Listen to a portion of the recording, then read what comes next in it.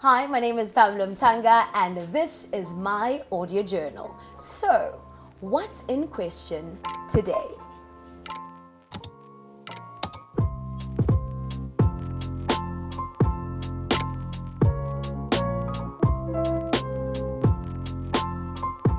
Hi, my name is Lebo Lion, known as the voice of marketing and your friend in all things marketing, brand building, and sometimes pop culture. And this is the special episode. I am so excited for this conversation, and this is one of the few episodes that we kept cancelling and rescheduling 5 million times because I said we have all the access in South Africa, but I'm not willing to have this conversation with anyone else but Lebo Lion. I'm so glad you're joining us today. Welcome to MAJ.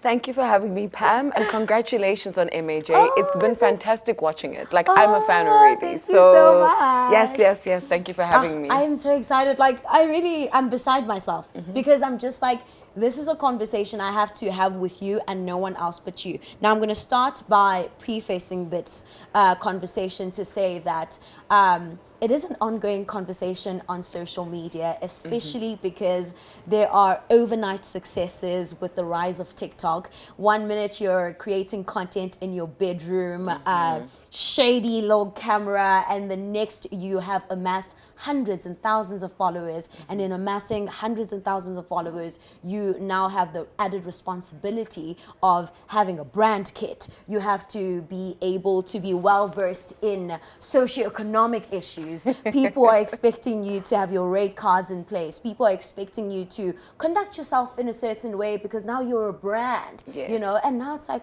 slow down. I need some time to kind of figure myself out. So I want to get into those conversations around socioeconomic issues. How do we position ourselves without stepping on foot, anyone's feet? How do you get to come up with rates when it comes to social media?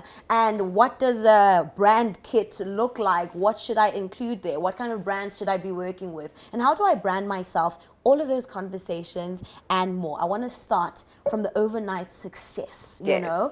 Does becoming an overnight success kind of rob you of your ability to kind of set foot in the industry and establish yourself and kind of figure it out without the added pressure of just because you have 500,000 followers, you should know what to do?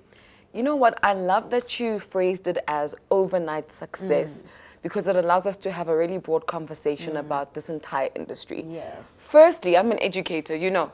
Yes. So firstly, I want us all to acknowledge that being an influencer is a career. It is a career path. 100%. It is not just something that you do for fun. It's not just something that happens to you. You choose to become an influencer and then you get into the business of being an influencer. You can be an overnight success in any industry, by the way. You can be an overnight success in traditional media, being an actor, singer, whatever. In banking, it doesn't matter. So this idea of being an overnight success is not only exclusive to being an influencer. So everything that I'll be sharing are also tips and tools that anyone in any industry can use when they find themselves being propelled into spaces faster than they anticipated. And that's important because it's all about the mindset first. You have to know that once you get propelled into the spotlight of any industry that you're in, that you're going to be forced to start thinking of yourself as a business and not just as somebody who created something and wasn't too sure what was going to happen with it, right? And I think a lot of people, they don't think that way because they're not exposed. They don't know that it's a business. They just see their favorite influencers and they're thinking, this is someone living their life. They get brand deals for fun. It's just fun times. No, it's work. Yes. People are performing for you. Once there's a camera in front of somebody, there's a performance. Doesn't mean it's inauthentic. It just means there's a performance. And that means somebody thought about it. There's an objective to it. They're going to get something out of it. So we have to think of it that way firstly. So if you find yourself being propelled into the spotlight, you have to change your mindset and start to think of yourself as a business. And in my language in marketing, I'll say think of yourself as a brand. Because then it helps you understand, I have to ask myself, who am I? How am I positioned in the market? Who are my audience? Who are my other stakeholders? Stakeholders mean anybody who's involved in helping your brand grow and access and tap into opportunities. So that could be brands, that could be customers, it could be anybody. But you have to ask yourself, who are my stakeholders? Who's my audience? And write it down. And then once you understand all of those things, and when we say positioning in marketing, we just mean in comparison to or in relation to somebody else who's doing something similar, where do you stand in that industry? That's all we're saying. So Lebo Lion can't be like a Sign Bougie. We don't even stand anywhere close to each other because she's more lifestyle. She's more, fun, edgy things. I'm more business, education. We're not positioned in the same place. We're not seen in the same way. And people have to understand that, know where you're positioned so that you understand how to navigate the industry. And once you understand that influencing is a profession, then you start to ask yourself, okay, so if I want to be in this profession, do I co-sign being in this profession first, right? Because people make it seem like they're victims to brand work and they're not. You can say no. You can say no. You can say, this thing came to me quickly and I'm enjoying doing this for free because I just want to connect with my people and keep creating. You don't have to say yes. You're not a victim to this industry. You are co-signing by saying, I want brand deals now, or saying yes to brand deals. Then you're saying there's a responsibility on you. It's a contract. You sign a contract with the brand. So you're saying, yes, I want to be an influencer. You can definitely say no and just say, I want to create content just to be online, grow a community just for fun. People have done that and they're fine. But once you say yes to contracts, you're saying, yes, I want to be an influencer. And therefore, it's your responsibility to navigate it in the right way for you. And I've also found that when people get thrust into the spotlight because of lack of exposure, they don't know how to manage their character in relation to the attention that they're getting from people. And it's that change or shift in character that actually determines how they navigate the business of it. So instead of saying, wow, I'm being put into the spotlight and there are all these eyes on me and I'm getting opportunities, you're thinking, I'm being put in the spotlight. I'm a hero. I'm so great. Everybody loves me. Everybody must do what I say. So the ego thing is very important. You have to check your ego. My goodness, this is such a big one. I can think of so many examples right now. The ego part matters, and it's not ego with your fans, right? It's not about how you pretend to be nice to your fans. It's ego in business. When clients come to you, how do you behave? Right? When you're in rooms where there are opportunities, are you a big dog or do you know how to behave? Do you know how to speak to people and be respectful? A lot of people don't know how to do that when they've been thrust into the spotlight. They act like victims. And also, because you have the numbers, you also arrive at 500,000 followers, forgetting that you're actually a baby in the industry. So your attitude, not to say that you have to walk in and be very grateful, but you have to walk in with the mindset that I'm here to learn. I'm new to this industry. Yes, I have amassed 500,000 followers, but I'm new to this space. I'm willing to be wrong, willing to start from scratch, willing to understand the business better. Yes, and I mean, even someone like you who's got amazing relationships, has built a very successful career, you're still very humble. Oh, yes. You're still very respectful. I've seen you do your thing, and you never come into a room and say, oh my God, I'm Pamela Mtanga. I've arrived. Oh, right? no, hunting. And nobody really does that, but also there's a difference between being egotistical and knowing your worth. And people don't know how to balance that. And so they don't put themselves in the optimal position to leverage off of the attention that they're getting. And just to close this off, because I know I'm going on, there's so much to say about it. We're going to get into it, and I like that you're getting into it. Let's go. The whole idea of having followers, a lot of people don't know what that even means, right? I've got 500,000 followers, and so? The question becomes, why do you think that makes you a big deal? If you don't understand what the 500,000 followers means, that means you don't actually know why you're relevant. And also what value you can actually extract from 500,000 followers. Exactly, which is why people will say, I've got all these followers, but brands don't want to work with me. No, you don't know how to position yourself and speak to brands in a way that shows them your value. Because remember, you're still new. So even though you have the 500K followers, they still don't know what you're about. So you still have to pitch yourself. You still have to tell them what you're about. But if you don't know what that 500K means, you won't know what to do with it. And so you just have followers for no reason. And I think that happens a lot to people who have been thrust into the spotlight. I think to what we were speaking about earlier, how I'll make an example with one of the models that I work with when I started my business. She was trending because she was catching chickens. You know, now people expected chickens for 3 months. She's like, they just want to see me catching chickens, you know, and that becomes unfair. Or you trend because you are in this relationship. Now you break up with this person, and it's like, you're no longer interesting because I came here because you of that relationship, or because you were catching those chickens. How do you then convert those followers and kind of reintroduce yourself and actually have followers that will give you, or you would be able to extract value from them, especially in having those 500,000 followers? Now they're all here, but you feel like you can't get brand work. It's because you don't know why they're there anymore, or you're not giving them what they want. So how do you build from that viral moment? You know, the interesting thing about social media is because people undermine the fact that it is a business tool and a business platform. Guys, remember, if there are brands and people in a space, that's a marketplace, which means it's a business space. It's not actually what we think it is, this just fun entertainment space. It's not that, especially if you are in a career where you could leverage from that attention, right? So what a lot of people don't understand is the creators that get copied the most and who make the most money are the ones whose format you can duplicate and replicate. And the reason why that is because they strategically thought about it. Therefore, there's a formula, and you see it in all of their content, right? So with you and your OOTDs, there's a formula. I know what to expect. I know how you do it. I can replicate it, which also makes you one of the people to talk about in your industry in that field, because there's a formula. You're thinking about it as a business. But the people who've just arrived, they don't have a formula because they're shocked at the one video that went viral. And the advice we always give creators is, look at that video, look at the analytics, guys. It's there on the platform. Use the platform insights and analytics to see who's liking and why, and then replicate that. Okay. Test it in the market to see, if I keep doing this, what's the reaction?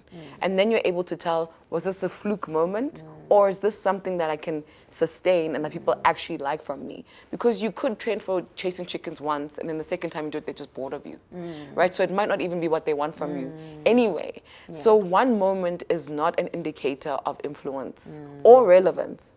It's just trending for a moment.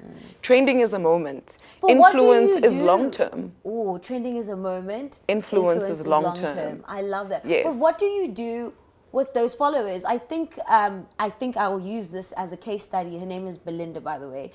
Belinda's case study is that I think she shot up from, let's say, 80,000 followers to 250,000 followers. And let's say they really just wanted me to catch chickens. I caught them the first time, second time, third time, they probably were bored, but at the same time, it's like, we don't want you to do anything else. Why are you showing us skincare routines? We don't want to see your skincare routines. So from that moment, how do you then build from that? You know, is it, yes, it's in the analytics. And also by looking at the analytics, how do I know you want to see the chickens again? So it would come from, for example, people's comments. You start with that, right? Because that's your community engagement. The power of social media and having a community is that, unlike any other brand, because you're a personal brand once you are an influencer and you're making money, you get direct access to your market, and that's invaluable. Incredible. You can ask them anything. You can ask them for insights. You can say, guys, I'm really struggling. I don't know what content I should do next. What do you guys think? And they will talk to you and speak to you about how they want you to navigate the landscape. But if you feel like, I don't want to do this content anymore, guys, you always have the right just to do whatever you want to do and see if it works. And people are going to fall and off people are going to fall off if yeah. they have to or not. Because at the end of the day, you're a personal brand. You have to sustain yourself in the market for as long as you want to make money. You cannot do that if you're doing something you don't want to do. Fair. And people don't understand that even when you have an audience, you have to check the quality of your audience. Are your followers the right people for you? Not just for brands, but for you. Are you fulfilled by your audience? If you're not, then you have to change your strategy. Not all views are great views. Not all audience people are valuable just because they are there. And I think the issue is that so many people rely on vanity metrics like the number of followers somebody has, that they never think about the quality of everything else. And once you do that, you realize that you can find an influencer who has 50K followers but is making way more than somebody who has 700K. That's another controversial conversation we're going to have. So But big. you find that because of quality of audience, right? So that's why you find business influencers or thought leaders like myself, we can make as much as somebody who has 500K followers because our audience is so niche. We know the people. We know that they buy, they're educated, they this, they that. We know exactly how our audience works, so there's value there. Yes. The numbers are not everything. In fact, they're the least important thing.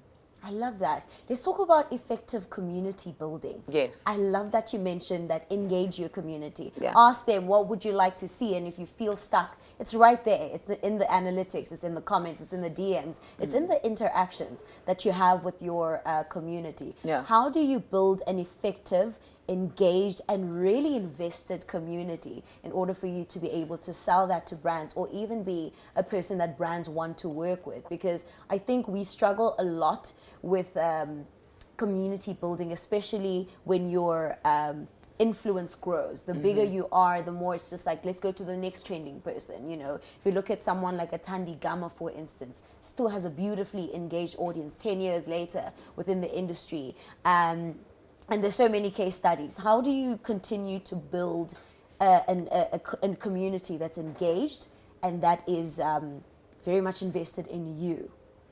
I think it starts with having a personal brand. Okay. Right? And you know, that's my thing. That's what I preach all the time. You need to build the personal brand. We all have personal brands, but not all of us are unearthing our personal brands. So firstly, you have to have a personal brand. What does a personal brand do for you? It anchors you.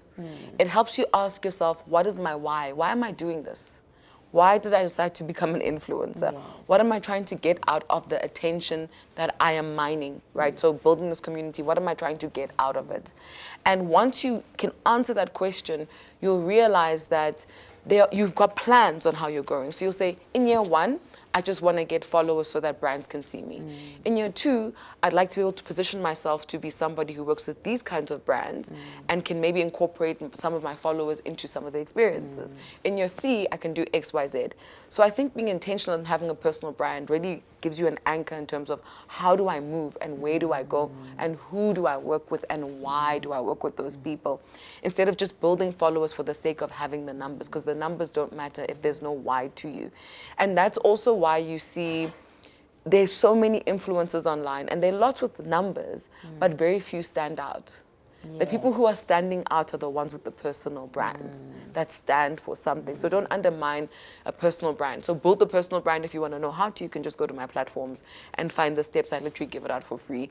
Learn how to build the personal brand. And I think also when you're engaging with your community, understand that these people are not fans. I think too many people are approaching their community like, oh, these are my fans and I'm just this great I'm just person. arriving. No, these are stakeholders in your business. These are the people who are your evangelists. So they speak about you in rooms that you're not in. They come to the things that you build.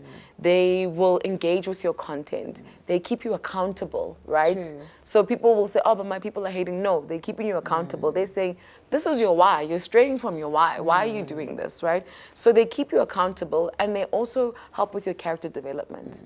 Because once you're engaging with these people and growing with them, they're growing with you, by the way. When people follow you and they see Pam and they see her style, they incorporate that into how they dress to go to work. Yes. And they'll attribute that one day to, I got my promotion because I learned how to dress better. Yeah. They're growing with you. You're a very significant part of people's lives. And you can't take that for granted. These are not fans. They're buying what you're telling them to buy. They're eating what you're telling them to eat. They're literally risking it all from your advice. That's not a small thing. That's not a fan. That's literally a community member, that's an evangelist, and you have to treat them that way. So treat them like board members and have conversations with them. Maybe every 2 months, ask people, guys, let's have a sit down. Let's talk about this. How are you feeling about this content? Da, da, da, da. Why was the engagement low on this one? What do you think? Why? And they'll tell you because they love you. The misconception is that your followers hate you and they just want to tell you what to do. But I actually think they're trying to hold you accountable and they love you, so they don't want you to go astray. And sometimes they don't even know why they are giving you the advice they give you, but it's worth listening to. It's critique, it's not haterade. Most of the time, that's what I believe. So when you're growing a community, don't be egotistical about it. Think about it as, these are my evangelists, they're my pillars, they're the pillars of my brand. And if I have a mutually respectful and productive relationship with them, my brand can go to any heights that I wanted to. I love that, and I want to get into, now that you have built this audience and community that is so engaged, comes brands.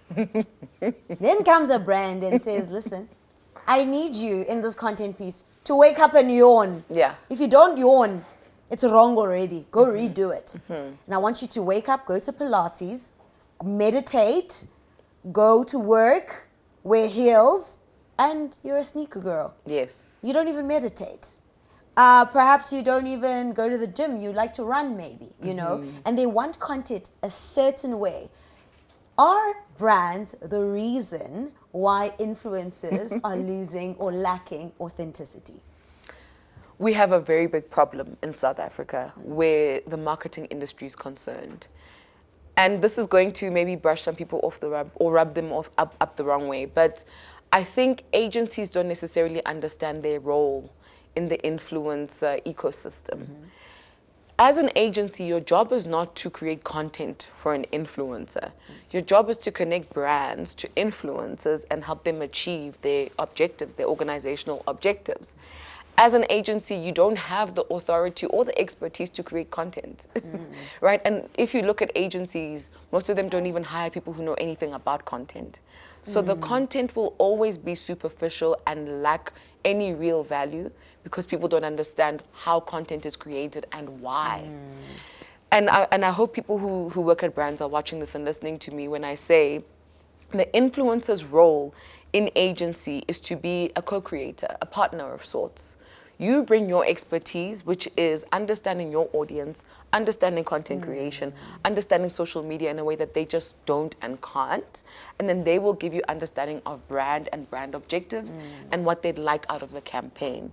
100%. But each influencer, because they're a personal brand and not a product, they are different to each other, which means that to get to the same point, they have to take different destinations. Pam can't do it like Lebo can't do it, like Tandy can't do it like anybody else. But we'll get to the same place, just in different ways. And I'm the only one who knows how I get there. Because I know my community, I know my strategies. Remember, we're not just creating content out of our ears, we have strategies, we have formulas. So if I go out of my formula, I understand that my community is probably not going to resonate with that. And an agency hasn't built my formula, so they don't know it. And for them to even have access to that formula, they'd have to pay for it. That's real business, that's IP, right? That's strategy, that's consulting. So once you want to get in the way of my formula, what you're trying to say is, I'm going to change brand Pamela. Yes. And if you're going to change brand Pamela, as an agency, you must take responsibility for the results. Because it's no longer Pamela, it's Pamela X agency. Exactly. And no one's following Pamela X agency. Pamela X agency has 0 followers. Okay? True. They're not influential at all. Nobody cares about Pamela X agency. They care about Pamela. And so Pamela has to be at the center of the deliverables and the kind of content that's expected. And recently, there was a campaign I saw online. It was a hair brand, and they didn't sell the product itself, and the influencers were just like doing skits. And the numbers were absolutely incredible. It's a purple hair brand. And I was like, this is incredible, because I think this brand understands that I'm not trying to get sales.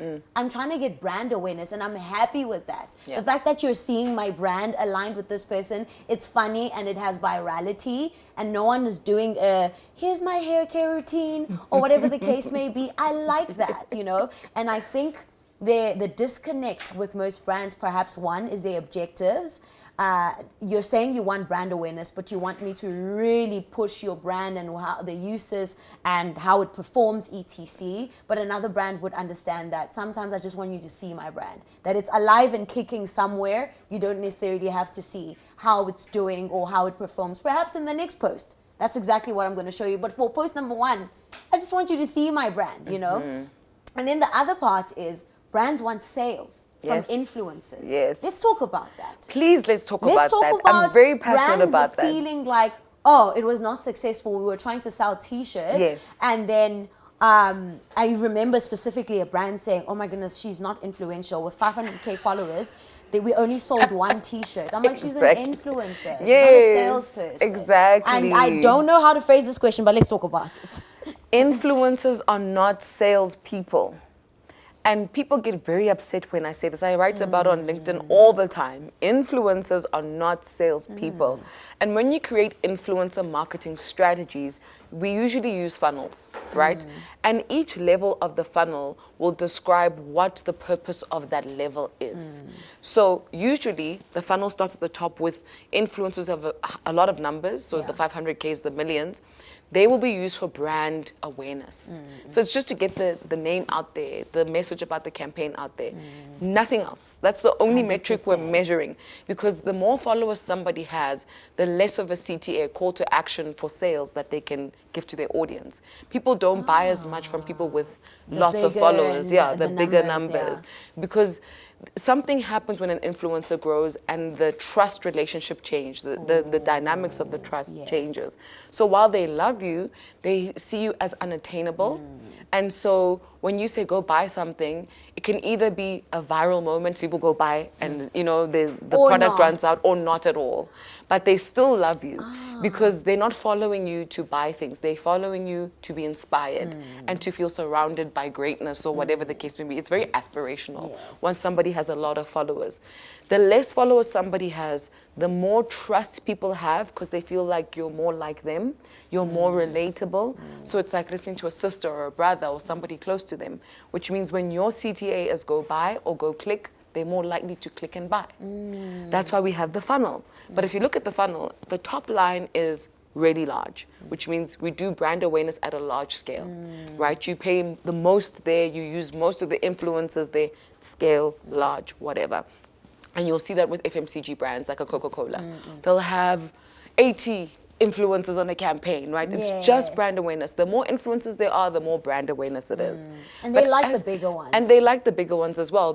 That's why they'll use celebrities as well, because they understand that it's just about scale. It's just literally numbers. And FMCG, because fast-moving consumer goods, because they usually sell products that are easy to purchase. They're inexpensive, easy to consume. You're usually consuming it repeatedly. So people will buy. If a celebrity says, buy this chocolate, it's not a heavy expenditure. They will buy it. It doesn't really matter that much.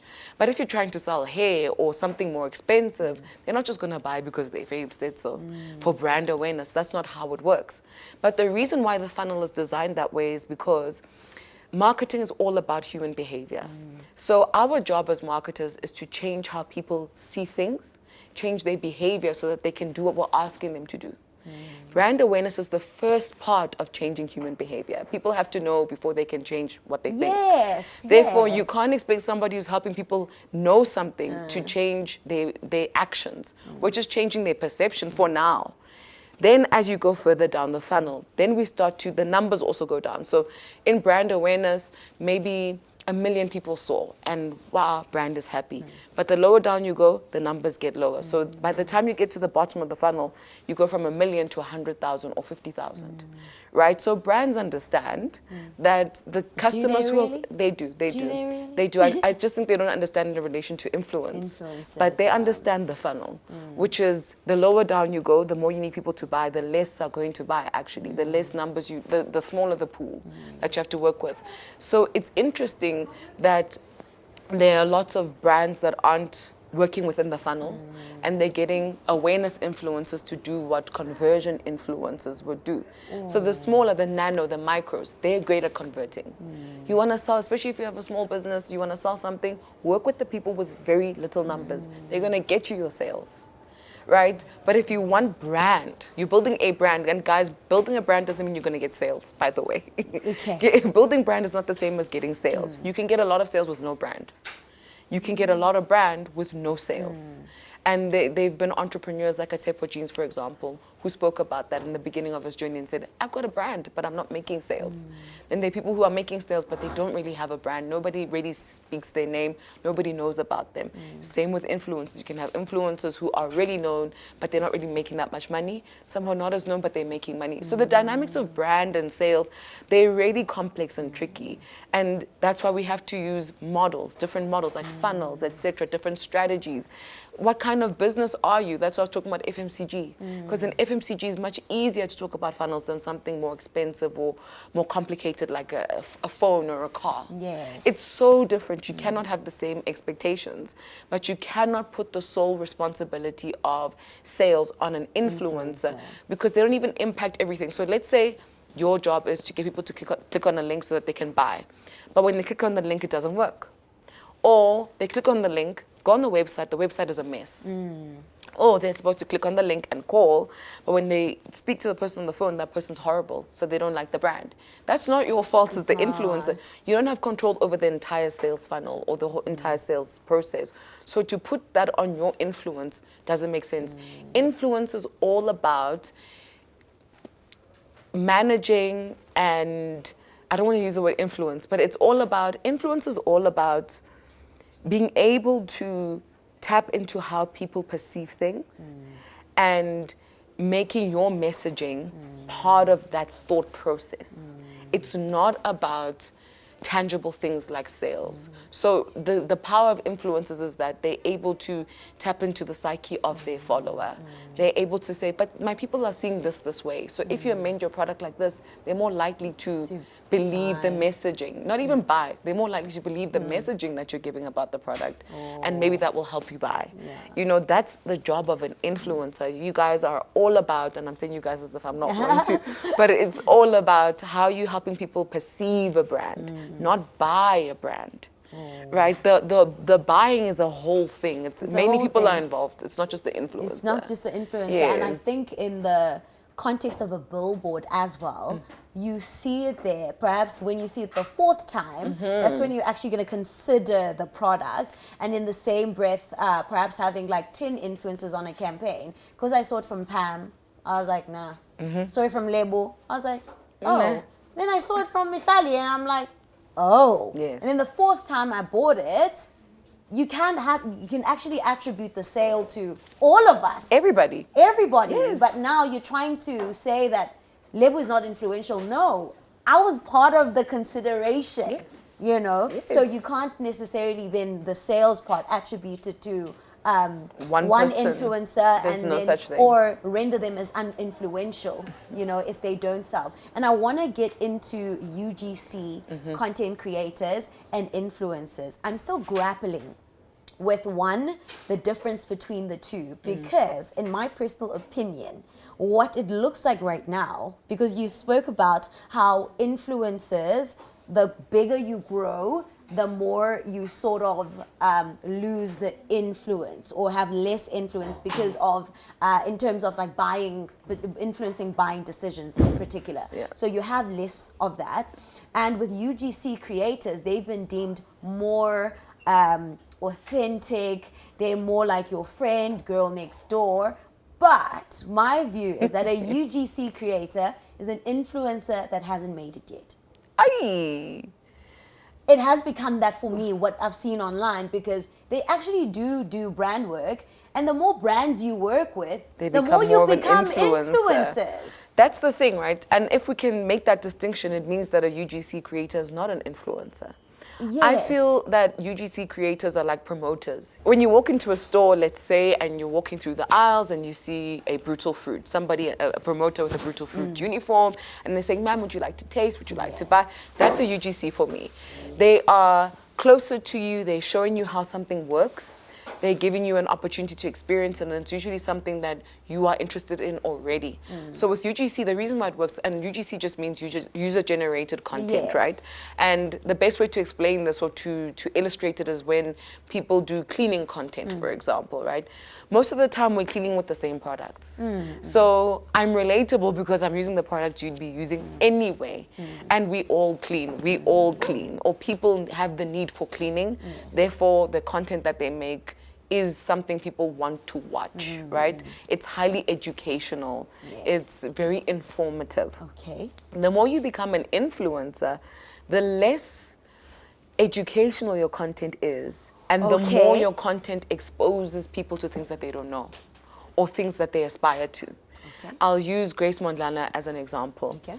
The more she grew and the more followers she had, the more brand deals she had, she started going to higher end stores, right? She started as relatable girl next door. She goes to the shops that you go to. She eats what you eat. She's buying what you buy. Now all of a sudden she wants a Neverfull.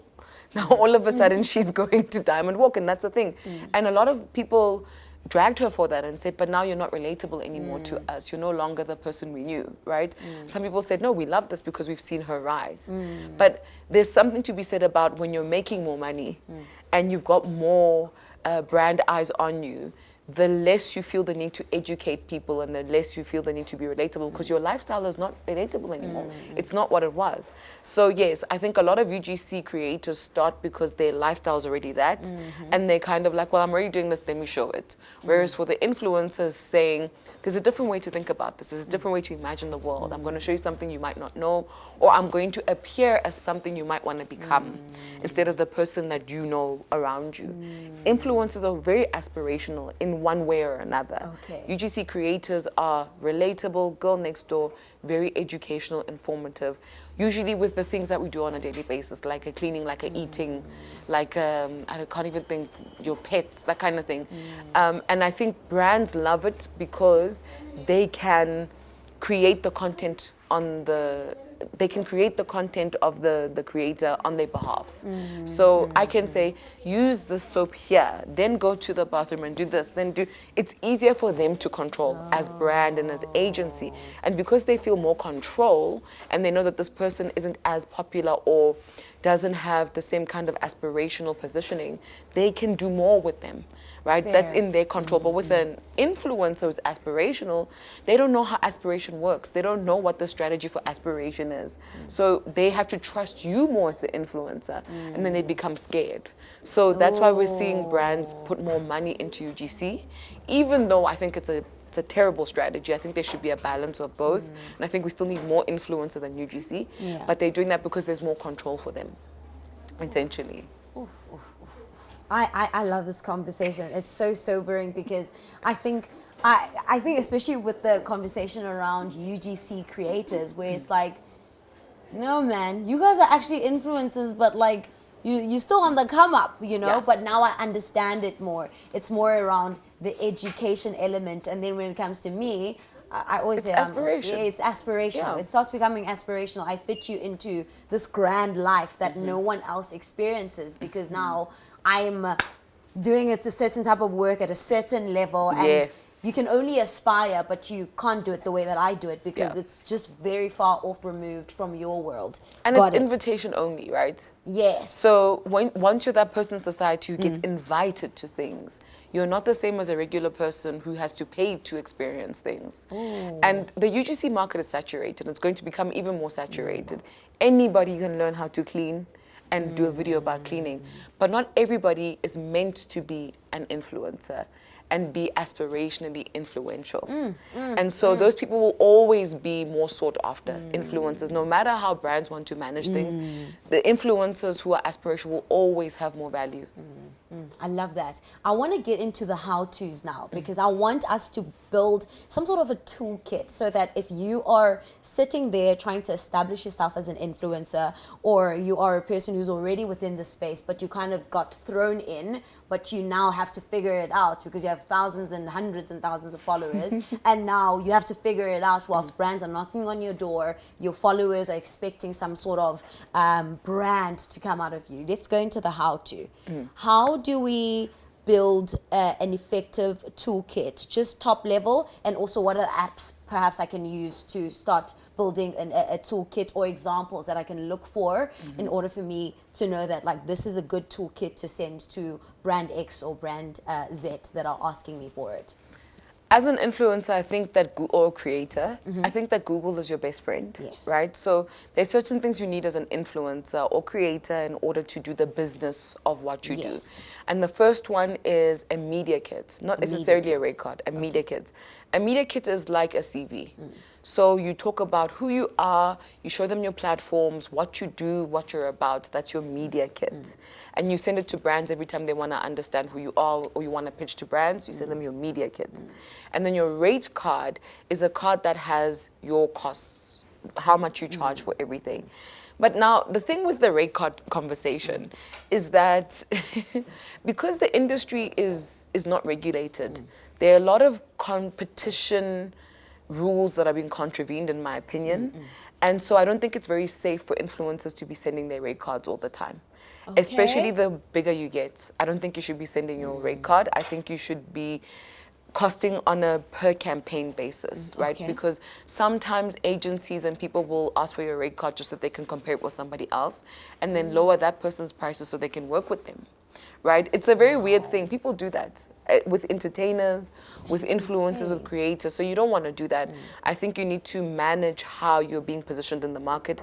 And right now, too many brands and agencies are using rates as the key differentiator for creators and influencers and decision making, which doesn't make any sense. You don't choose Pamela because of her rates, you choose her because of her value. And she's most fitting for the role. And she's most fitting for the role. So also the industry is exposing itself, okay, by doing that. If you're picking influencers and creators because of how much they charge, you're exposing the fact that as an agency or a brand, you don't actually understand how all of this works.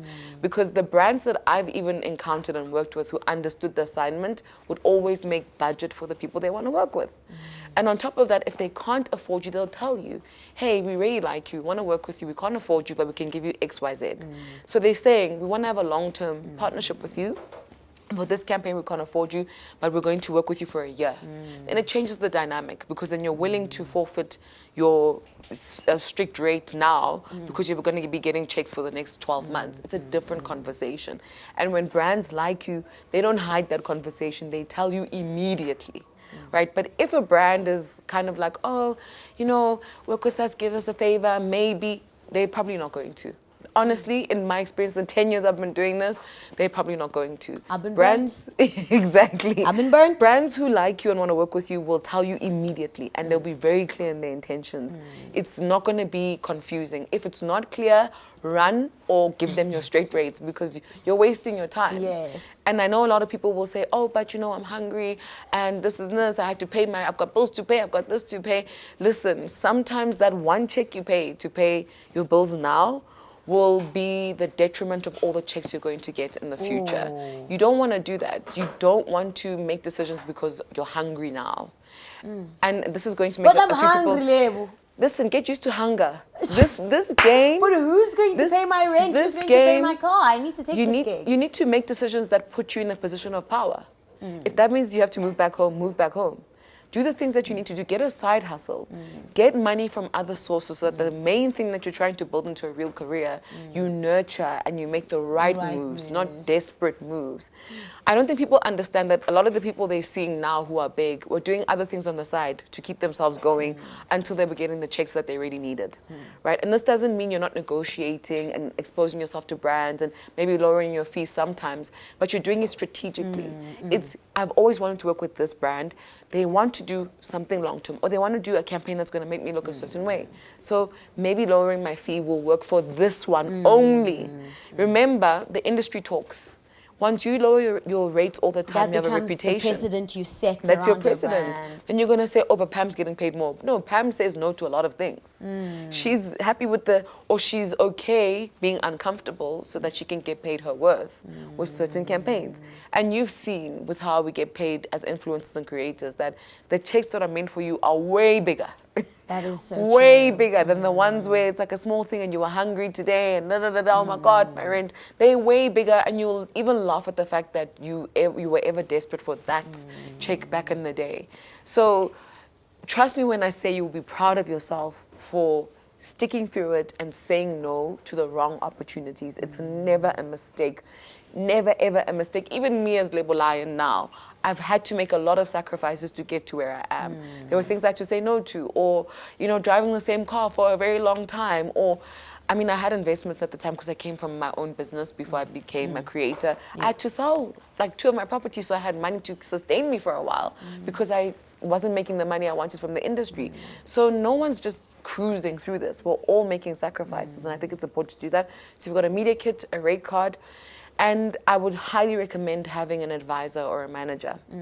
Those things matter. But how do we get managers, Lebo? That's a big conversation, right? It's a big conversation it's very big. because the one thing that my peers within the industry, especially the ones who are established, they feel like the managers want to become the celebrities, you know? And now it's just like, I'm wearing heels and I'm just like top notch in this thing. Even you want to wear heels and just like be the girl, you know? And you want to get campaigns, you want to do this. Sometimes it does work because you are in a position of power as a manager. Do you see that, like, no, man, you're just trying to be famous and push your job and push your gig, and then the talent is falling behind. And also, some managers don't also want to manage someone who's up and coming. I want you as a finished product, ready for me to put on the shelf and sell. That's the other dynamic. And the other one is working with people who are already established, you know, and we spoke about this a bit when we started the conversation before off camera, where you're working with people who are established as well. That's a different dynamic altogether. Let's talk about finding management. How do you go about that? Like, can I get Lebo, my neighbor, to manage me?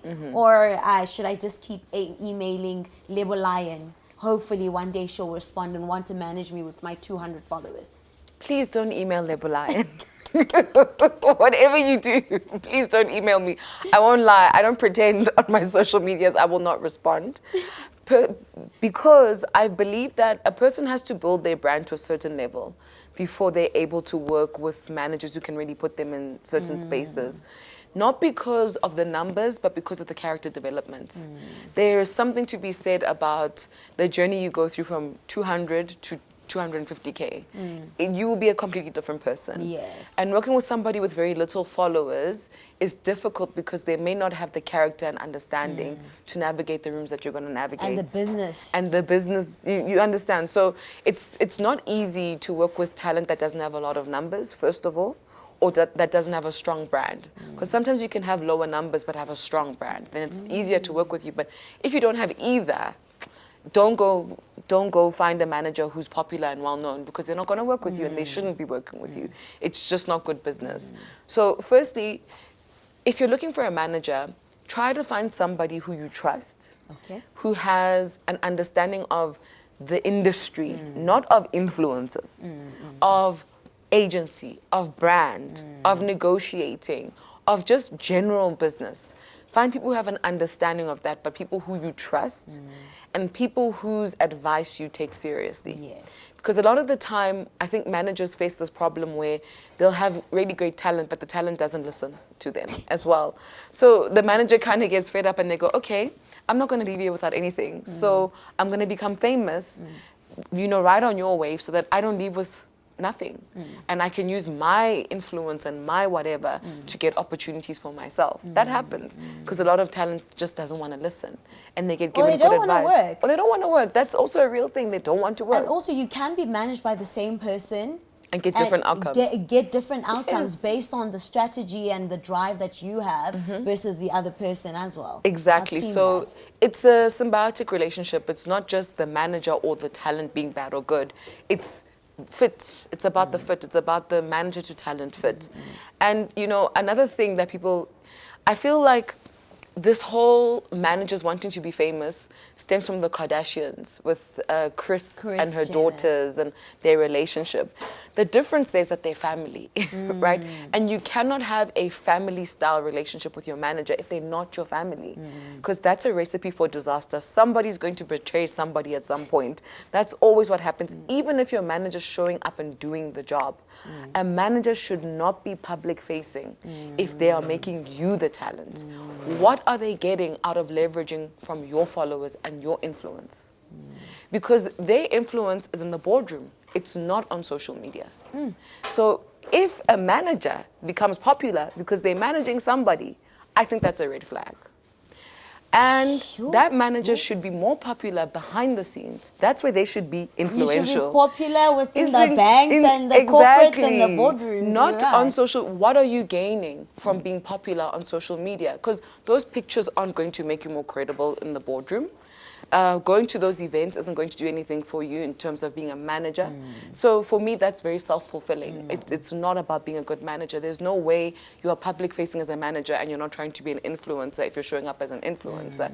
That might be harsh, but That's the truth of it, because we have different jobs. Don't we make more money? Because if I'm front facing, I can make more money as a manager. No, as a manager, wena, but not your talent. And your job is your talent making more money, not you. So why are you building your brand in the public? I don't have an issue with managers building brands. I think they should. But when it's public facing, that means you also want to be commercially known. For what? Is the question. Are you building a business and maybe you think that the only way you can get talent into your business is by being popular, which is also a flawed strategy, because if you are really good with your talent, people will talk anyway. So then you'd be able to approach anybody and they'd work with you. So my question becomes, why would a manager have to be popular? People I've managed, people don't know I manage people. And I'm Lebo Lion. I'm here, I'm out here, but I built my influence all on my own. That's one of the reasons why I didn't go and work at a company, because I thought to myself, if I work at Brutal Fruit and I build my brand within that and then I go and become popular, I don't think that makes any sense, because I've used company resources and I made myself the Brutal Fruit manager lady, and then I went out there and became famous. I don't think that works. I think that's really weird, and that says a lot about how you navigated the company. If you really believe you're influential and you've got something to give, be influential on your own. That's why I built Lebo Lion on my own, outside of organizations. I could have easily worked somewhere and just gotten influencers to like me and repost me because I work at this company and I know they want gigs from me, so they're going to repost me. And there are people who do that. There are lots of people who do that. There are lots like, of people who do that. Like, no. Exactly. It's like, no. Why do you want to be known as a brand manager? Your brand should be known, not you. So if you want to be a famous marketer, do it yourself with your own name. I manage people, I've never even tagged them on anything. Nobody knows. Because it's not about me when they are at the forefront. It's about them. So you have to make sure that your manager's not trying to be famous on you. They shouldn't be at all. Like, no. It's a no. That's a red flag. I can hear you so passionate about this. It's a red flag. It never ends well. It's a red flag. Ellen DeGeneres, The Rock, who are they managers? Who's Beyonce's manager? We don't know. But I'm telling you, in boardrooms, those people are known. So there's no such thing as your manager has to be famous. Your manager has to be in pictures with you, with other celebrities and other influencers. No. Girl, we gotta make bread, though. No, the manager, if the manager's managing you well, they're making bread too. Hey, okay, I hear you. I want to talk about rates, which is the most important part, because I think we're going to run out of time. Rates. How should we be charging? How do I determine my rates? Is there like a website? Because I know, for instance, there is a platform that shared rates, possible rates that we should be following when we are charging clients based on follower count, and social media was in a frenzy, and we need to figure out, how do I charge based on my followers, engagement, etc. I need rates, Lebo. I need rates, or a very clear guide, even if it's not rates, because I think another thing that tends to happen is that they expect, people on social media expect the likes of you and me, because we are established, to share our rates in order to give a guide. But in other industries, it's all still a secret. Your salary is a secret. Why do you want an influencer to share their rates with you? Because also, once you see my timeline, there's 6 paid posts. You're like, oh, okay, because she said she charges 25,000 Rand per reel at that and that. That's 100, and you're going to be pocket watched. And people are also going to say, but your lifestyle doesn't match with that Hermes that you bought. You know, is there a man? And then there's so many narratives. Just because you did one thing, share your rates, you know, which is a dangerous thing. So how can we do it safely, so to say, I'm going to guide you, but I'm not going to tell you how much I personally charge? One thing people don't know is that pricing is psychological, right? So it's a marketing function. It's not a finance function. Marketers are the ones who come up with pricing for things, because it's all about how we perceive things. It's not about what the value of the actual thing is, which means that what you get paid as an influencer is dependent on many market factors, but mainly how the different stakeholders perceive you and how you perceive yourself. If I go to a company and they like me, they may perceive my rates as fair. But if I go to another company with the same rates, they may look at my rates and say, this is too expensive, right? So you have to understand that because the industry is not regulated, even rates can't be right now because we're not in a regulated industry. People will say, the average whatever charges this much, but you'll see there's a discrepancy. If you work in the back end of the thing, you'll see even with that conversation, the same two influencers with the same amount of followers who do similar things will still get paid differently because the brands value them differently and the agencies value them differently. So what I always say to creators is you need to learn how to explain your value. Okay. And your media kit, your rate card, all have to explain your value. In other words, if I just say this brutal fruit is 5 rand, I'm allowing you to run with many assumptions. And you're probably going to think, oh, it's cheap. What is this? So if I say it's 5 rand because actually we got it from this country, from this fountain, and this happened. And the president said that because it's so amazing, he will subsidize 90% of the cost and you can buy it for 5. But when you buy it for 5, you get this. So I'm giving you a story, which gives it value. The same thing with your rates. If you're not telling me why that rate is that thing, you're allowing me to run with the assumptions that I have or the perception I have of you. And therefore, I can't contextualize why I must pay that fee. Much. But the same people who say no to that fee will say yes to another person with the same fee. So to that, when you bring it back to the context of influencers, you look at then your resources. Then they would kind of match or kind of explain why you would charge that much. So you can't be charging, let's say, 50,000 rand and production is costing you 2 rand. Yes, you can. Okay, let's get into that. Because you tell the story. Yeah. So you say, this is my brand. This is what my brand does. I'm Lebo Lion. I've got an MBA. I've done this. I spoke at the president's what. So you should expect that to have me at an event for 2 minutes is going to cost 10,000, let's say, right? So you've created the story of, no, but I'm high value. These are the spaces I'm in. So people are already making assumptions. Oh, she's worked with the president, must have charged a lot of money.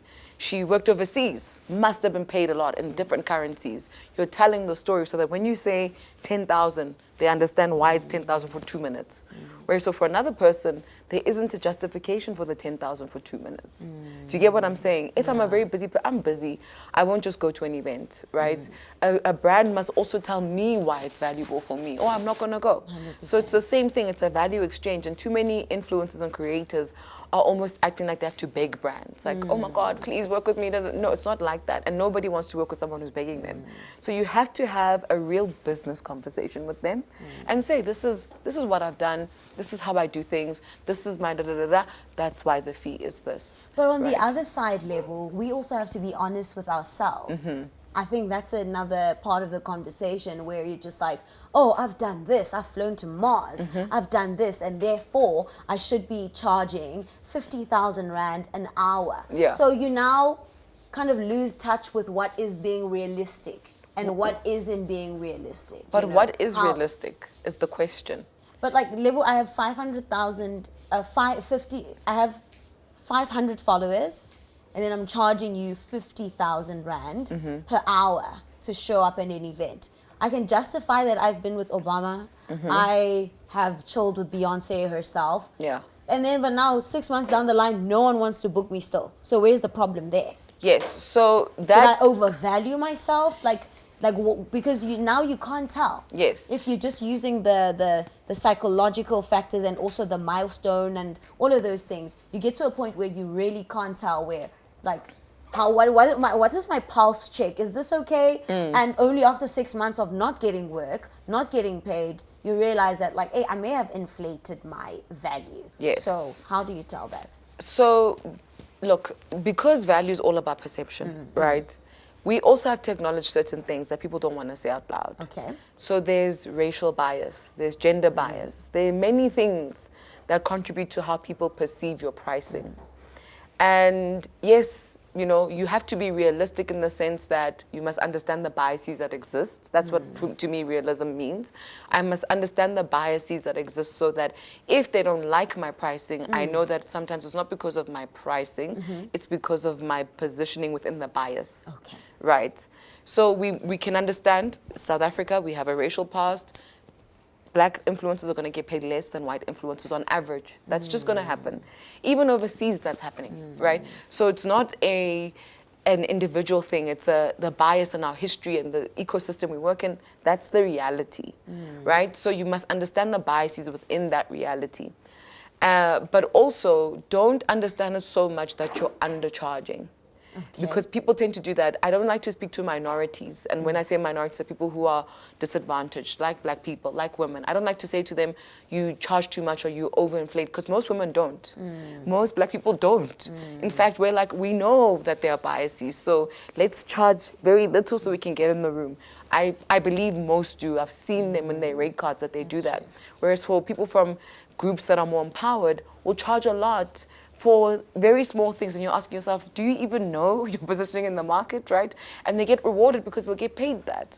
So I don't want brown creators to undervalue themselves because I'm saying you might be inflating your prices. I seldom see brown creators or female or women overcharging, right? And a lot of the time, what you find, and I've seen this in the speaking community as well, if you're a black female business speaker, people still expect you to charge, and you've been doing this thing for 15 years. People expect you to charge like you just arrived.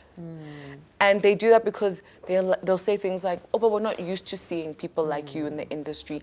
And you know, you'll get more bookings if you charge this much because they don't see many of you, so they don't know you guys exist, so you must show them you exist. But for 15 years, I can't show you I exist for 15 years. That makes no sense, right? Yeah. The more someone grows in an industry, the more they should be charging. The rates that I know that some people charge in the entertainment industry, you'll be shocked. And if I say those names, you won't even know the people are. Oh, wow. Right? They're getting paid more than people who are known, who are building their brands every single day. And that's because the bias that they tick, or the context they exist in, it favors them. So they're able to get paid a lot of money to do work that maybe you and I as speakers, we would be doing a lot to get the same check that they're getting paid for an hour. You might get paid it for a week. Or maybe to MC for the whole day, right? So there are too many biases that exist for me to say to brown creators, don't overinflate. Like, I don't think we're overinflating. I think it's just people's perception saying, how dare you acknowledge that you've reached this level and now you're charging more. They want to keep us all at the same level so that Pamela is still competing with somebody just arrived yesterday. And it's like, that can't be the case. We have to maintain the brand integrity of the people who've worked hard to build this industry, because without a Pam, without a Tandy and all these other influencers, this industry ceases to exist. Brands can't work with influencers if the influencers don't matter. So the fact that you've put all that money and time into mattering means you've built the industry as well. And you need to be rewarded for that. The same way a seasoned broadcaster is not going to get paid as somebody who just arrived yesterday. That's not going to happen. But also, because I've just arrived, Lebo, but now I have all of these followers. Yes. You know, especially from an audience perspective, I can tell that I'm bringing so much value. Is that because let's say I just blew up a month ago, you know, and maybe not a month ago, 3 months ago, I have like 400,000 followers. They are engaged. They're willing to buy ETC, you know, and then versus Pam, she's perhaps been in the space for long. Perhaps then she charges according to, I've been in the space for 5 years and therefore I'm charging this much. Yes. And you find that perhaps I don't know where to charge because I feel like I should still do my hours because I haven't really earned being here according to some people because I've only been here for 3 months, but I bring value, you know? So how do you even determine that part where you're like, I'm going to charge as much as Pam does, or maybe I think 20,000 Rand is fine for a reel? So I would say if you're new to the industry but you've shot up, so you've got all these followers, assume that this is temporary. Okay. Right? Charge for your temporary influence. But then have a strategy where when the noise has died down, because it will, who am I after that? And then change your pricing to work with that. Because we're not being honest. Because I'm trending now. Yes. Leverage on the fact that you're trending. Leverage on it. Okay. But then once you're done trending, change your rates to fit who you are without the trending. And I'm used to 20,000 Rand per reel. I have to go back to 5,000 Rand Lebo? And that's why you need to have a strategy so that you know that, hey, I'm getting all these 20Ks for X amount of time. Okay. I can't spend them like I'm going to be getting them all the time because that's not my true value. Right now, my value, because I'm trending, is 20, but when I'm done, it's 5 for the next 2 years. So that's why I'm saying you need to have a strategy, because if you don't, then you will undercharge when you shouldn't be and overcharge when you shouldn't be. But when you're trending, people don't realize how much brands get from influencers trending. They make a lot of money from that. People get promotions. They hit their KPIs because you trained it and then you use their product and certain things happened. Wow. And that person getting a promotion in corporate means they're getting more job security. They're getting all of these things that you'll never get as an influencer. So if you're not charging your worth for the trending, you're losing out on so much, and you don't have the security that employed people have. So you cannot allow employed people to tell you how to navigate your career, because you don't have the same advantages that they do. And that's why you must charge for the trending. This is incredible. And I think when we speak about strategy, it wasn't recent, I think earlier this year, there's an influencer who wasn't invited to a particular event, and she was like, oh my gosh, I can't believe I wasn't invited to this event. I deserve to be there, you know? And you know what? Rightfully so. Okay, you know, okay. rightfully so. You deserve to be there. How do we navigate that? And I thought, like, this is actually an issue of strategy. You know, because if you have a strategy around this particular brand, you would have emailed them before they even decided to have an event. You would have emailed them to say, hey, I want to work with you this year. Anytime you have something coming up, hit me up, you know. Or I should be getting paid more, you know, but you're not communicating your value, you know, especially for OG creators. I feel like OG creators are very much stuck in the, I used to be big back then, I used to be trending back then, but now perhaps I am not, but I still want you to value me the same way. How do we evolve as OG creators? I'm not even an OG creator, I'm just 5 years in the industry, but like, how do we evolve as OG creators in order, one, to make ourselves, to continue being relevant, to continue providing value, to continue building our communities, and to also still be able to be, again, relevant to the audience now? Firstly, it starts with your management. Yeah. Once you're OG, you've been in the game, you should have had a manager or a couple of managers by now. A good manager will negotiate the right contracts for you. And those contracts, when you are relevant, should actually be helping set the foundation for when you're not so relevant. Because you would have built relationships with certain brands. And you'll be doing more than just influencing for them. You might be consulting. You might be doing other things for them. So if you are not doing that at a certain point in your career, then there was a problem with your management and how you ran the business of you being an influencer. But also, people become complacent. So they go, because everybody knows me, I'm not going to try with my content. I'm just going to show up looking pretty every day or whatever they do. And the landscape is always shifting. You know this. Something that was working 2 years ago won't work now. And then you have to shift and you have to try again and do something different.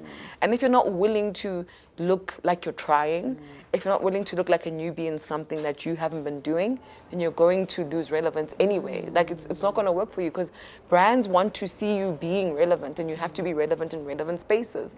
A good example of this is, I mean, I wasn't really that interested in TikTok, but I looked at the trends and I was just like, everyone is going to TikTok. There's no way I can't be on TikTok.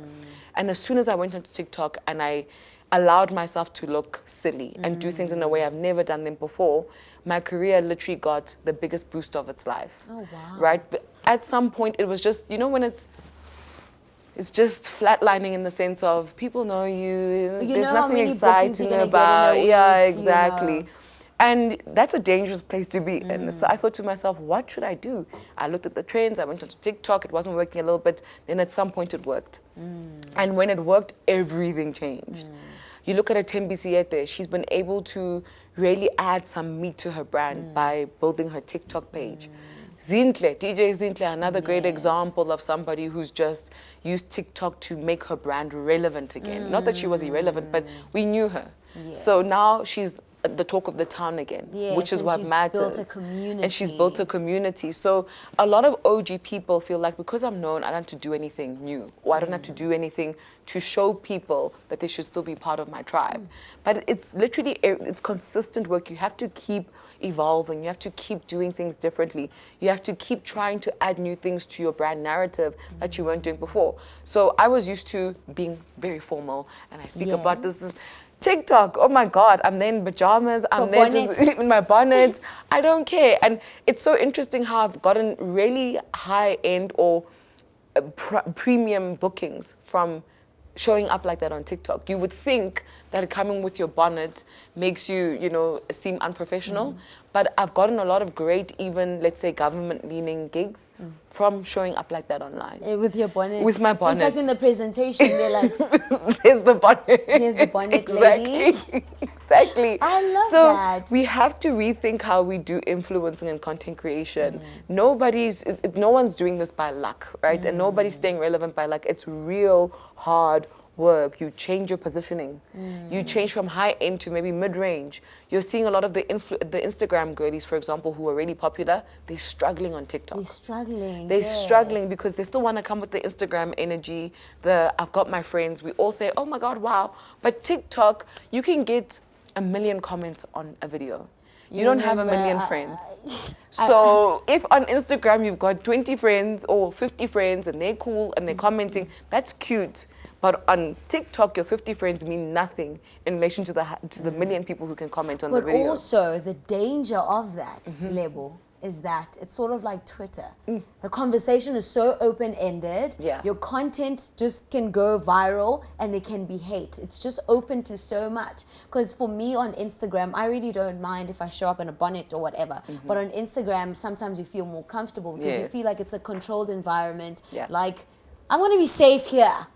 I'm going to be very safe. But when you post on TikTok, my sister, you could be trending for something and you're just like, what did I do now? You know? How do we navigate that? The downside of virality. There's no such thing as being safe online. Fair. There is no such thing. Fair. You need to release yourself from that mindset. There's no such thing. And secondly, any creator who's not on TikTok or YouTube is setting themselves up to be irrelevant. Oh, wow. Instagram is not that important. X is not that important unless you're in thought leadership and politics and that kind of thing, then it matters. But the two main platforms that matter are TikTok and YouTube. You need to be on those two. Exactly. No, you really do. You really, really do need to be on those two. Instagram is very safe and they're losing a sense of community because people feel like when you come up on Instagram, you are overproducing everything and you're performing. They feel the performance. They don't want that. So that's also why you're seeing a lot of campaign briefs asking for cross-posting so that they can take the TikTok vibe and put it on Instagram. And it doesn't work. But the point is they understand that there's something to the virality of TikTok that you're just not getting on Instagram. When brands are reporting their findings on LinkedIn, they talk about TikTok findings. They're not talking about Instagram. They're not saying, we did this campaign on Instagram and trended. They go, we did this campaign on TikTok. We got this much and this much. So that means CMOs, brand managers are finding a lot of value in terms of how their brands are growing and reaching audiences from TikTok, which is why you need to be there. You need to be where brands are. Yes, brands are on Instagram because a lot of brand managers are millennials, but they're going to start moving to TikTok. And once they're there, if you are not on TikTok right now, it's going to be very hard for you to grow because TikTok is changing their policies. So it's going to be the same as Instagram. It used to be easier to grow, and then they changed the policies. Now it's harder. So TikTok is about to do that. If you're not hopping on now, it's going to be super hard. That virality thing is not going to be the same as it used to be. That is insanity, and that's such a good insight. Yeah. I love that. I want to talk about influencer-led businesses because we have to close off. Yes. Influencer-led businesses. We've seen so many success stories. We look at Sinovuyo Mondliwa with Love Kings, Sia Bunny with Great Concept Studios. Yeah. We have seen the Lean Girl with, I think she launched Lean Girl Life, you know, and now she's selling some sort of a cookbook, you know. We've seen Newo Nonto with 2 cookbooks, I think. She's now on perhaps her second one. We've seen a lot of success stories, you know. How can we navigate starting influencer-led businesses, especially because we expect some sort of progression? We can't be seeing your shower routine for 5 years in a row. We know how you shower now. Thank you. We know it. We see it great, you know. How do you turn your followers into customers, and how do you ensure that you're going into the right influencer business as an influencer, especially because sometimes you're viral and you feel like, let me just sell some t-shirts or something. Yeah. And sometimes you're going to sell a lip gloss, or I'm going to build something more sustainable or more long-term. So how do you navigate starting an influencer-led business? Well, firstly, as an influencer, you have to ask yourself, which stakeholders do I want to sell to? Okay. Most of the time as an influencer, the stakeholders you're selling to are brand managers and marketing managers, right? Okay. Brands. That's who you're selling to because you want them to work with you as an influencer on campaigns. So firstly, as an influencer, you are technically selling to somebody. You are making sales from being an influencer. By virtue of working with brands, you're making sales. But how do you diversify your portfolio so that you're making more money in different ways? You could open a business. The interesting thing about influencer-led businesses is I don't think influencers perceive what they're doing as a credible thing sometimes. So they're their own worst enemy when they're starting the business because they don't believe that it's a credible business because they're not business people, they're influencers. But if you look at the trends overseas, for example, the Kardashians are leading the trend of influencer-led businesses. That's why it's become such a big thing. And they're showing you that it really does work because, why? Influencers have access to a community. The community is the market. When you look at the JSE, when they talk about all those numbers, the market, those are people. It's people and their money. So you have access to people and their money, which is something that not all people have. So technically you have your own ecosystem, economy, market, and you need to learn how to leverage off of that, which is why you would start the business, right? People have to think of it that way. You have to think of it that way. If you're not, you're going to start a business and think, oh, I need to do a strategy that doesn't necessarily leverage off of what I already have, which is a market. That's why people are coming to you. Most entrepreneurs are trying to build a market so that they can sell something. So the fact that you have one means you're a step ahead of everybody. Now, the key here is, what are you going to sell if you want to sell? And what's your business model going to be? The business model is more important than what you're selling. Yes, it is. Social media technically is a freemium business model, right? In terms of the relationship between you and your customers. You create content, they give you attention, but you're not exchanging money. That's a freemium model, right? But when you want to enhance that relationship and make it an exchange of money, you have to add to the freemium model. You can't just all of a sudden decide that you're not going to incorporate the freemium model into what you're offering because you started that way. So that means that there has to be a part of your content, for example, that's still feeding into your new business because people expect freemium from you in some way, shape, or form. That has to be part of your business model. I don't know how you want to do it as a creator, but you have to find a way. If you're not showing content about your business, your community will think that whenever you're not showing up, it's because you're busy with something new. And that's the problem. So the creators aren't in their freemium business model of content creation, bringing their community into the new business. You have to do that because you are a creator. And that's why we like you. Then secondly, then you add to the freemium business model. What do I want to do? Subscriptions maybe. So after this much free content, I want you to subscribe. Or after this much free content, I want you to buy this thing because the content revolves around that. What is it that you want to do? Then you create that other business model that leverages off of the freemium. And if you do that, I think you'll have a smoother journey in terms of the kind of money you make and how your business grows. And you can also manage the virality. Because what you offer the market will be more sound because you did the work, you did the research, you spoke to your community, you built with them, not for them. And there's the difference. You need to build with them. That's why taking them through the process matters, all those things. And once you do it that way, you'll see a complete change. That's why I do the content that I do. By the time I consult for companies, they know how I think, right? They understand, but I've given them a lot of free stuff. They know my ideas, So once I come to them and I've given them the freemium, they go, okay, what else? What more? And I say, to access them all, this is how much it's going to cost. And that's basically how it works. Yeah. That's incredible. I want to get into the future of influencing because I think it also ties into influencer-led businesses where you've been creating content for 5 years, you have to start selling something. Or do we have to start selling something? Number one. Number two, with AI posing a threat to influencers as well in terms of these bots, we are feeding them the information. So they have emotion, you know, they can show up online. The movement online may look weird now, but in 5 years' time, I'm pretty sure there could be an influencer or AI bot that can actually mimic the way that I look or a real human actually looks, with real emotion, with real movement. So with AI posing that threat, and obviously with influencers growing within this space, what does the future of influencing look like? I think the future of influencing looks like influencers becoming business people, like you said. Just because influencers are going to be more conscientized on the fact that they are running businesses at the end of the day. As an influencer, as a personal brand, you are a business. If you look at my content, I'll always say a personal brand is your commercial DNA. The word commercial is the most important part there. It means that by you being this brand, you can make money and access opportunities from it. So I think the more conscientized influencers are about that, the more they're going to build businesses around that. And that's going to give them a competitive edge over big brands, because big brands want to tap into your market. That's why they're coming to you and wanting to work with you. But once we close it off because we want to build our own businesses, that's going to amp up competition in the influencer landscape and the brandscape. But also what it's going to do is it's going to allow influencers to charge more, because less brands can have access to influencers, because less influencers actually want to work with many brands, because they have to protect their brand so they can sell their brand. Do you get what I'm saying? So they can sell their business. True. And that's going to be very exciting, I think, and it's going to make brands have to be more competitive in the sense of how do we work with influencers? How much are we paying them? They've got the budget to really trump a small business started by a creator who has 1 million followers.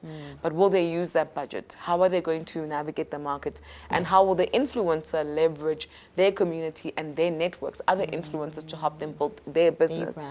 I mean, I saw an article recently that said that SARS wants to start taxing trade exchanges that influencers have, which I thought was, I know, it's quite crazy. But what we're seeing is there's a very big trend in how the business world is perceiving influencers, and so they're creating a lot of systems and policies that I think are also going to make influencing really difficult. I mean, if you're charging for trade exchanges that don't actually bring money into your business, how does that even work?